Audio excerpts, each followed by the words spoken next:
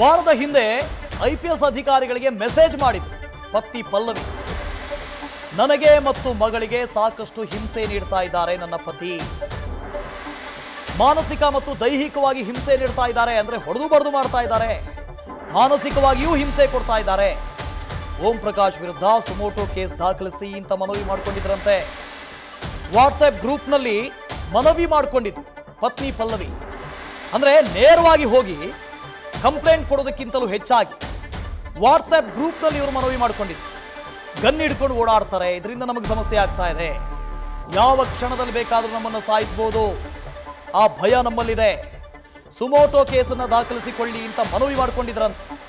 Beer bottle ಚಾಕುವಿನಿಂದ ಚುಚ್ಚಿದ್ದಾರೆ ಅನ್ನೋ ಮಾಹಿತಿಯನ್ನ ಕೂಡ ಆ ಮೆಸೇಜ್ನಲ್ಲಿ ಕೊಟ್ಟಿದ್ರಂತೆ.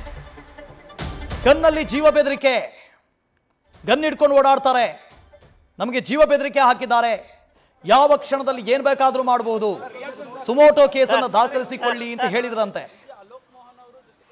ಇಲ್ಲಿ ನೋಡ್ತಾ ಇದ್ದೀರಿ, ಕಮಿಷನರ್ ದಯಾನಂದ್ ಅವರು, ಅಲೋಕ್ ಮೋಹನ್ ಅವರು ಎಲ್ಲರೂ ವಾಪಸ್ ಹೋಗ್ತಾ ಇದ್ದಾರೆ. ಈಗಾಗಲೇ ಆ ಇಡೀ ಕ್ರೈಮ್ ಸೀನ್ಗೆ ಅವರು ಕೂಡ ವಿಟ್ನೆಸ್ ಆಗಿದ್ದಾರೆ. ಒಳಗಡೆ ಹೋಗಿ ಪರಿಶೀಲನೆ ಮಾಡ್ಕೊಂಡು ಬಂದಿದ್ದಾರೆ, ಏನಾಗಿದೆ ಎತ್ತ ಅಂತ ಹೇಳಿ ನೋಡ್ಕೊಂಡು ಬಂದಿದ್ದಾರೆ, ಯಾವೆಲ್ಲ ಸಾಕ್ಷಿಗಳಿದಾವೆ ಅಂತ ನೋಡಿದ್ದಾರೆ. ಅಲ್ಲಿರುವಂಥ ಪೊಲೀಸರ ಹತ್ರ ಮಾಹಿತಿಯನ್ನು ಕಲೆ ಹಾಕಿದ್ದಾರೆ. ಒಬ್ಬ ನಿವೃತ್ತ DGIGP ಕೊಲೆಯಾಗಿದ್ದಾರೆ ಅಂತ ಹೇಳಿದ್ರೆ ನಿಜಕ್ಕೂ ಪೊಲೀಸ್ ಇಲಾಖೆ ಸೀರಿಯಸ್ ಆಗಿ ತಗೋಬೇಕು, ಸೀರಿಯಸ್ ಆಗಿ ತಗೊಂಡಿದೆ. ಅದಕ್ಕೋಸ್ಕರನೇ ಹಿರಿಯ ಪೊಲೀಸ್ ಅಧಿಕಾರಿಗಳು ಸ್ಥಳಕ್ಕೆ ದೌಡಾಯಿಸಿದ್ದಾರೆ, ಮಾಹಿತಿಯನ್ನು ಪಡ್ಕೊಂಡಿದ್ದಾರೆ. ಕಮಿಷನರ್ ಕೂಡ ಬಂದಿದ್ರು, DGIGP ಅಲೋಕ್ ಮೋಹನ್ ಅವರು ಕೂಡ ಬಂದಿದ್ರು. ಬಂದು ಸಂಪೂರ್ಣವಾದಂಥ ವಿವರವನ್ನು ಪಡ್ಕೊಂಡಿದ್ದಾರೆ. HSR ಲೇಔಟ್ನ ಆ ಮನೆಗೆ ಆಗಮಿಸಿದ್ದಾರೆ. ಈಗ ಅಲ್ಲಿಂದ ನಿರ್ಗಮಿಸ್ತಾ ಇದ್ದಾರೆ. ಆ ವಿಡಿಯೋಗಳನ್ನು ಗಮನಿಸ್ತಾ ಇದ್ದೀರಿ. ಇಲ್ಲಿ ಬಹಳ ಇಂಪಾರ್ಟೆಂಟ್ ಆಗಿ ವಾಟ್ಸ್ಆ್ಯಪ್ ಗ್ರೂಪ್ನಲ್ಲಿ, ಪೊಲೀಸ್ ಅಧಿಕಾರಿಗಳ ವಾಟ್ಸ್ಆ್ಯಪ್ ಗ್ರೂಪ್, ಆ ವಾಟ್ಸ್ಆ್ಯಪ್ ಗ್ರೂಪ್ನಲ್ಲಿ ಮೆಸೇಜ್ ಒಂದನ್ನು ಹಂಚಿಕೊಂಡಿದ್ರಂತೆ ಪತ್ನಿ ಪಲ್ಲವಿ. ಪತಿ ಮಾನಸಿಕ ಹಾಗೂ ದೈಹಿಕ ಕಿರುಕುಳ ಕೊಡ್ತಾ ಇದ್ದಾರೆ. ಅಂದರೆ ಜಗಳ ಇವತ್ತಾಗಿದ್ದಲ್ಲ, ಈ ಹಿಂದಿನಿಂದಲೂ ಜಗಳ ಆಗ್ತಾ ಇತ್ತು. ಇದು ಮಗಳು ಅಂತ ಅನಿಸುತ್ತೆ. ಆ ದೃಶ್ಯದಲ್ಲಿ ಗಮನಿಸ್ತಾ ಇದ್ದೀವಿ.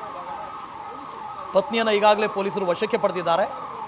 ಪೊಲೀಸರು ಮಗಳು ಅಂತ ಅನಿಸುತ್ತೆ, ಆ ಮಗಳವ್ರನ್ನ ಒಳಗಡೆ ಕರ್ಕೊಂಡು ಹೋಗ್ತಾ ಇದ್ದಾರೆ. ಏನಾಗಿದೆ ಏನು ಎತ್ತ ಅಂತ ಹೇಳಿ ನೋಡೋದಕ್ಕೆ, ಮಾಹಿತಿಯನ್ನು ಕಲೆ ಹಾಕೋದಕ್ಕೆ. ಆಗಲೇ ನಾವು ನೋಡ್ತಾ ಇದ್ವಿ, ಮೊದಲ ಮಹಡಿಯಲ್ಲಿ ಪೊಲೀಸರು ನಿಂತಿದ್ರು. 3 ಮಹಡಿಯ ಮನೆ ಅದು.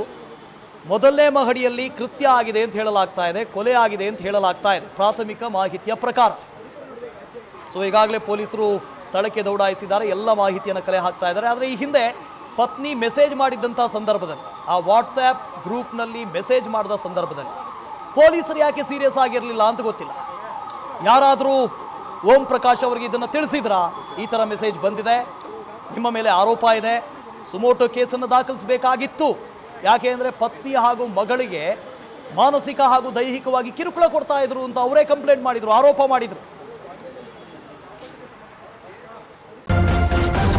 ನ್ಯೂಸ್ ಫಸ್ಟ್ ನಿರ್ಭೀತಿಯಿಂದ ನಿಮ್ಮ ಪರವಾಗಿ.